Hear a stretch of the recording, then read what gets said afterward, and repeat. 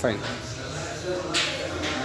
Mtazamaji na msikilizaji, natumaini umeshinda vyema, siku yako ni salama.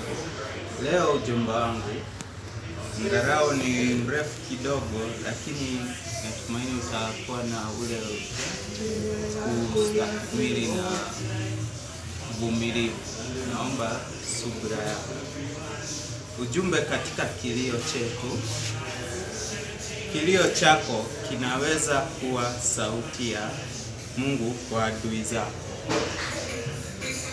Shukuru sana Mungu kwa kutufanya kuona ndani ya mioyo ya watu.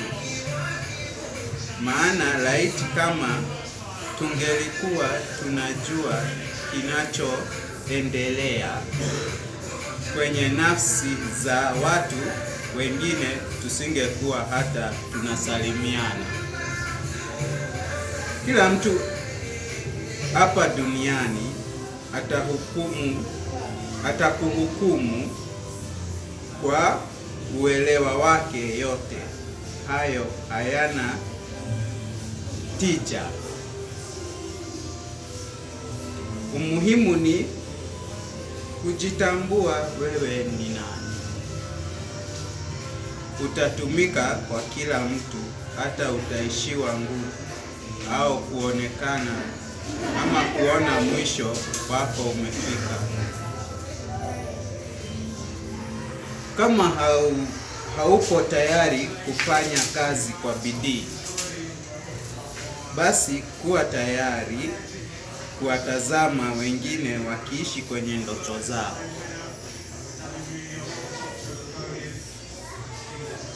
Kunipa habari za wenye wamekwisha olewa ilikuwa inanihusu na nini?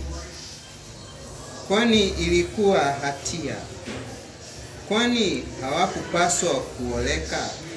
Umaskini ndio umefanya wanawake wengi waamini kuwa kupewa pesa ndio kupendwa. When faced with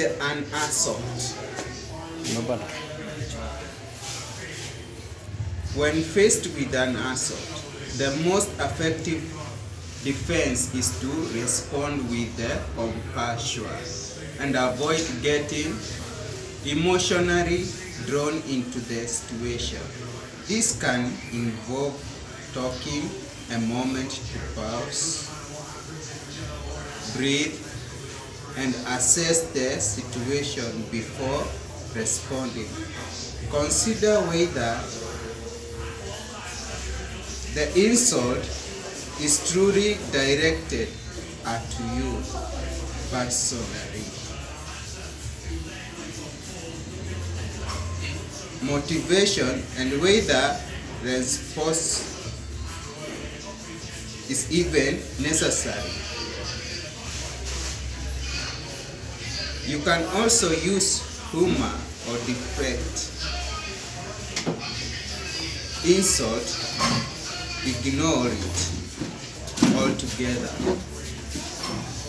Here is a more detailed breakdown. Remain calm and composed.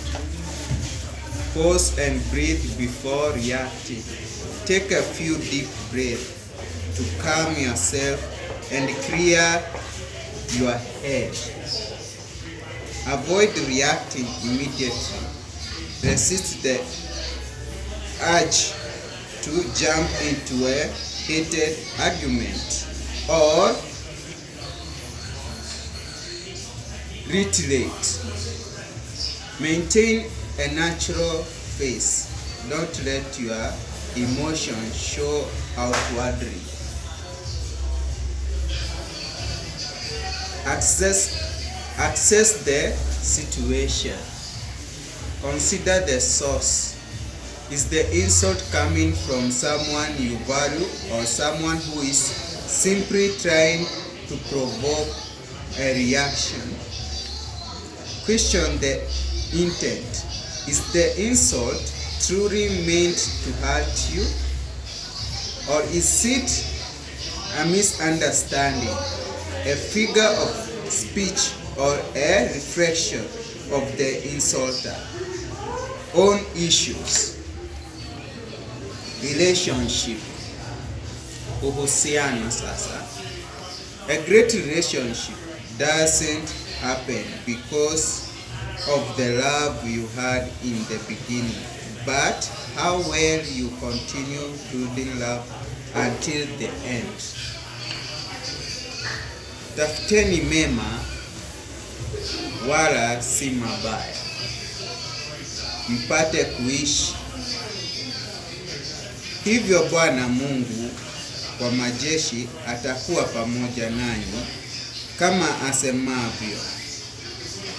Wasipoelewa kimya wako, hawawezi elewa maneno yako.